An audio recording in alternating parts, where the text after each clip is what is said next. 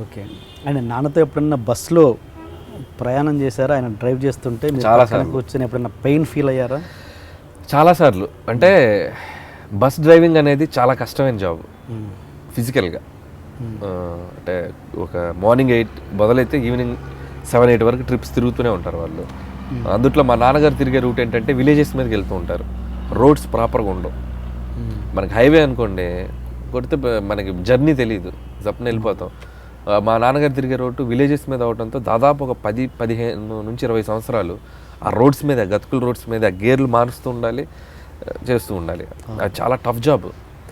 అది winter okay, మీకు ఎండాకాలం వస్తే మీకు ఆర్టీసీ బస్సు ఊహించుకోండి, అది ఇంజన్ పక్కన డ్రైవింగ్ సీట్ ఊహించుకోండి. అనిపిస్తుంది ఒక్కొక్కసారి మనకి లైఫ్ ఇవ్వడానికి వాళ్ళు పడే కష్టం ఎంత ఉంటుందో అనేది అలాంటి గుర్తుంది. కాబట్టే నేను ఇంకా ఆ పెయిన్ నాకు తెలుసు కాబట్టి ఒళ్ళు దగ్గర పెట్టుకుని పని చేస్తున్నానేమో అని నా ఫీలింగ్. మా నాన్నగారి కష్టం నేను చూశాను కాబట్టి, ఆ కష్టం విలువ తెలుసు కాబట్టే ఒళ్ళు దగ్గర పెట్టుకుని పని చేయాలి. ఎటువంటి యావిగేషన్స్ మీరు అన్నట్టు గాసిప్స్ గీసిప్స్ మనకి this is the what I'm trying to say. నేను చెప్పాలనుకున్న బ్యాక్గ్రౌండ్ ఎగ్జాంపుల్ ఇది. సో ఆ కష్టం విలువ తెలుసు నాకు. సో వేషాలు ఇస్తే ఇక్కడ మనం ఎక్కువ కాలం ముందుకెళ్ళాలి. ఎప్పుడైనా ఇన్సిడెంట్ గుర్తుందా మీరు బస్సులో డ్రైవ్ చేస్తున్నప్పుడు? ఆయన డ్రైవ్ చేస్తుంటే ఆ పెయిన్ ఫీల్ అయిన సందర్భం? ఆయన బస్సులో ఎలా ఉంటాడంటే ఆయన ఒక హీరో ఆయన బస్సుకి. సో ఆ కష్టం మనకు తెలియనివాడు. సేమ్ ఇప్పుడు మీరు అన్నారు కదా నేను నవ్వుతూ మాట్లాడుతుంటానండి. మా నాన్న ఇంకా అంతకంటే జోవియల్గా ఉంటుంటాడు. జోవియల్గా ప్లస్ మా నాన్న బస్ డ్రైవర్గా ఉంటే హిట్లర్. మా నాన్నగారికి పేరు హిట్లర్ అని. చిరంజీవి గారు అమ్మాయిలతో అన్నయ్యలాగా తిరుగుతుంటారు కదా, కాలేజ్ అమ్మాయిలు ఎవరన్నా బస్సు ఎక్కితే సేఫ్, మా నాన్నగారు బస్సు ఎక్కితే సేఫ్. ఎవడు ఎక్స్ట్రాలు చేయకూడదు. ఎవడన్నా అబ్బాయిలు పక్కన నుంచున్నా కూడా ఇక్కడ నుంచి వస్తుంటాడు మానిటర్లో, అద్దంలో బండి ఆపి దింపేస్తుంటాడు నిర్దాక్షిణ్యంగా. అందుకనే కాలేజ్ కుర్రాలకి ఆయన హిట్లర్ మా ఏరియాలో అక్కడ తిరిగే బస్సులకి. సో అంత పద్ధతిగా టైం టు టైం మెయింటైన్ చేస్తాడు. డిసిప్లిన్ ఇండిగో ఫ్లైట్ లాగా అనమాట. ఆయన అరైవల్ డిపార్చర్ కరెక్ట్గా ఉంటుంది ఆయన బస్సు. అలా ఆయన చేసే దాంట్లో ఆయన ఒక స్టార్ బస్ డ్రైవర్గా. ఓకే, అలాంటి ఫాదర్కి ఓకే మీ సక్సెస్ ఎంజాయ్ చేస్తున్నారు అంతవరకు ఓకే. సుఖం పరంగా, కంఫర్ట్ పరంగా ఆయనకి ఎలాంటి క్రియేట్ చేస్తున్నారు మీరు? కంఫర్ట్ పరంగా అంటే హ్యాపీగా ఒక మంచి ఇల్లు కట్టించాను ఊర్లో. చాలా మంచి ఇల్లు. ఓకే, ఒక 2 floors వేసాము. హ్యాపీగా ఇంట్లో ఇద్దరు, మా అమ్మ నాన్నగారు వీకెండ్స్ వస్తే మంచి సరదాగా సినిమాకి వెళ్తారు. ఓకే, మా అమ్మగారు పూజలు చేసుకుంటూ, మా నాన్నగారు ఊర్లో చిన్న చిన్న పనులు చేసుకుంటూ హ్యాపీగా ఎంజాయ్ చేస్తున్నారు. మంచి మంచి ఇన్వెస్ట్మెంట్స్ ఎవరిని ఉంటే ఆయనే ప్లాన్ చేస్తుంటారు అక్కడ నుంచి. సో నేను సంపాదించిన దాంట్లో ఆయన చెప్తూ ఉంటే ఆయన ప్లాన్ చేస్తూ తిరుగుతూ ఉంటారు. Good good. Okay, and wife విషయానికి వస్తే తను ఏం చేస్తుంటారు? తను యాక్చువల్గా టెక్కీ, సాఫ్ట్వేర్ ఇంజనీర్, కోపాట. తను ఏంటి ఇప్పుడు లేదంట యూఎస్లో ఉన్నారు. తను వాళ్ళ బ్రదర్ సక్సెస్ని డైరెక్ట్గా ఎంజాయ్ చేయట్లేదా? సక్సెస్ని అక్కడ ఎంజాయ్ చేస్తున్నారు. అక్కడ వాళ్ళ బ్రదర్ వాళ్ళందరితో కలిసి హ్యాపీగా సినిమా చూసి. Okay, so she's enjoying a lot. యాక్చువల్గా ఉండాల్సిందే, అనుకోకుండా లాస్ట్ మంత్ వెళ్ళింది. సో మళ్ళీ వస్తుంది నెలాఖరికి back. Okay okay. Software engineer, తను హ్యాపీ. పాప తన స్కూల్కి దింపడం, తన ఆఫీస్కి వెళ్ళటం, స్కూల్కి రావడం, నాకు స్కూల్ నుంచి పాపని తీసుకురావడం, నాకు వండి పెట్టడం. సో 3 పాత్రలు కంఫర్టబుల్గా చేసుకుంటుంది. So very clear. అసలు ఏంటి మీ లవ్ స్టోరీ ఎలా అయింది చెప్పండి. అది అంటే ఇట్స్ నాట్ లవ్ స్టోరీ కాదు, కానీ బీటెక్లో ఇద్దరం క్లాస్మేట్స్ మేము. ఎప్పుడు అంటే లవ్ యాంగిల్ అనేది మాకు ఫస్ట్ ఎక్కడ లేదు, జనరల్గా మాట్లాడుకుంటూ ఉండేవాళ్ళం. అలాంటి సడన్గా ఒకసారి ఎప్పుడో కలిసినప్పుడు మాటల్లో తనకి మ్యాచెస్ చూస్తున్నారు, మనకి ఇంకా 2012 అనుకుంటా. నేను ఇంకా డైరెక్షన్ ట్రయల్స్లోనే ఉన్నాను. ఏదో పనిలో ఊరికే తెలిసిన అమ్మాయి, రైటర్గా ఉన్నాను, బాగా తెలిసిన ఫ్రెండ్. నేను మామూలుగా క్యాజువల్గా త్రో చేశా, సరదా పెళ్లి చేసుకుందాం. అమ్మాయి సీరియస్గా తీసుకుంది.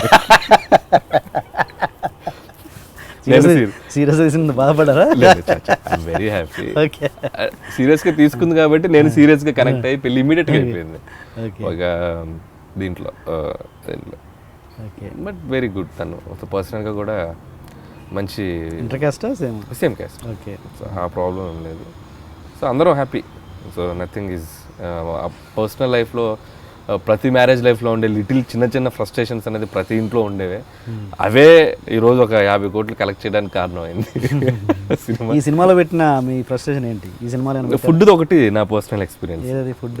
తమన్నా ఫుడ్ పెట్టగానే పొద్దున్నే దోశ పెట్టగానే ఎలా ఉందని అడిగితే వెంకటేష్ గారు చెప్తారు కదా, ఫస్ట్ బాగాలేదనగానే ఓపెన్గా చెప్పొచ్చు కదా వెంకీ బాగాలేదంటే బాగాలేదని. సరే నెక్స్ట్ రోజు ఉప్మా పెట్టి తినగానే బాగుందని, అంత రూడ్గా చెప్తామంటే రెండో రోజు బాగాలేదని చెప్తారు కదా, అంత రూడ్గా చెప్తామంటే బాగుందని కాస్త కన్సిడర్గా చేయొచ్చు కదా.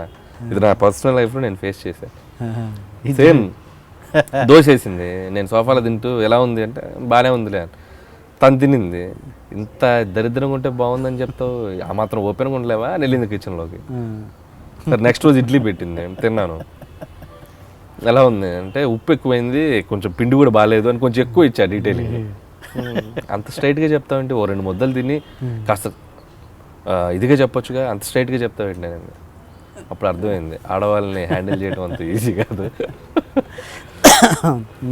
అది సర్ఫ్ ఎక్సెల్ కూడా సెల్ఫ్ ఎక్స్పీరియన్స్. సర్ఫ్ ఎక్సెల్ అంటే ఆడవాళ్ళు ఒక గొడవలో కనెక్ట్ అయితే ప్రతి గొడవకి అది తెచ్చేస్తారు. మీరు గమనించండి, ముఖ్యంగా భార్యలు.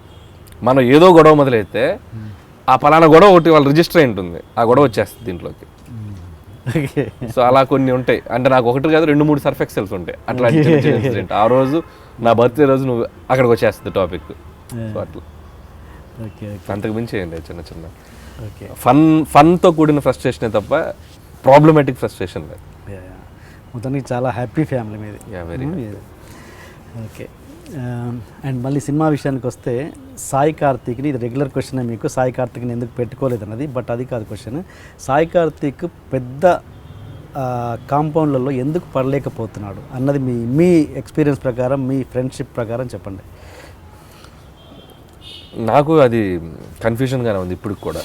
బేసిక్గా తన సౌండింగ్ బాగుంటుంది, బ్యాక్గ్రౌండ్ మ్యూజిక్ చాలా బాగా కొడతాడు. ఎక్కడో ఒక పెద్ద హీరో సినిమా ఒకటన్నా పడాలి. ఫర్ ఎగ్జాంపుల్ మణి శర్మ గారికి పడిందిగా రాజాది గ్రేట్, అంటే ఇంకా రవితేజ గారికి అక్కడి నుంచి వెళ్ళాక ఇంకా వీళ్ళు బన్నీ గారు కానివ్వండి, చరణ్ గారు కానివ్వండి, ఈ దీనికి వెళ్ళాలంటే మణి శర్మ గారికి చూస్తే బావగారు బాగున్నారు అనేది ఇనీషియల్ డేస్లో ఒక పెద్ద సినిమా పడిపోయింది. చిరంజీవి గారు లాంటి హీరోతో మణి శర్మ గారు కొడితే మామూలు కాలేదు అప్పుడు మ్యూజిక్ స్టార్. సో అలా ఎక్కడో చోట మ్యూజిక్ డైరెక్టర్కి ఒక పెద్ద సినిమా పడాలి. మీకు తమన్ గారికి కానీ దేవి గారికి కానీ వాళ్ళకి స్టార్స్ దొరికాయి, స్టార్స్ సినిమాలు పడిపోయినాయి, వాళ్ళు ప్రూవ్ చేసేసుకున్నారు, ఇంకంతే, వెనక్కి తిరిగి చూసుకునే పరిస్థితి లేదు. కార్తీక్ అలా ఒక పెద్ద సినిమా పడలేదని నా ఫీలింగ్. ఒక్కటి పడితే తనకి ఎలా పట్టుకుంటాడో మరి ఎలా సెట్ అవుద్దో తెలియదు, కానీ ఒక్క సినిమా పడితే తను ప్రూవ్ చేసుకోగలడు. సో మేబీ ఆ ఛాన్స్ తనకు దొరకలేదు, అన్లక్కీ అంతే. But talent wise is very good, తను మంచి టాలెంటెడ్. ఓకే. అంటే మూడు చేశాక మీకు కూడా అనిపించవచ్చు కదా, అంటే ఇంకా ఎన్ని రోజులు కంటిన్యూ చేయడం అని మీకు అనిపించి నేను అలా మీరు అన్న దాంట్లో ఒకటి అంటే ఒకటే దాంట్లో వెళ్తున్నప్పుడు ఆడియన్స్ కూడా మళ్ళీ ఇదేనా అని ఒక ఫీలింగ్ వస్తుంది. సో అక్కడ నేను ఒక చిన్న గ్యాప్ ఇద్దామని నేను సాయి కార్తిక్తో పనిచేయలేదు. అంతకు మించి వేరే ఇదేం లేదు, తను బాగా చేయడం వేరే ఫోర్స్ అసలు ఏం లేదు. మనం ఏంటంటే 3 సినిమాలు చేసాం, మళ్ళీ మ్యూజిక్లో కానీ దీంట్లో కానీ ఎక్కడన్నా మళ్ళీ అదే సిమిలారిటీస్ తగులుతాయేమో, ఓ చిన్న చేంజ్ ఓవర్ తీసుకుందాం అన్న దీంట్లో చేసుకున్నాం. అందుకని నేను సాయి కార్తిక్ ముందే ప్రిపేర్ చేసి చెప్పేసాను తనకి చెప్పేశాను ఈ సినిమాకి కొంచెం ఉండాలి నేను.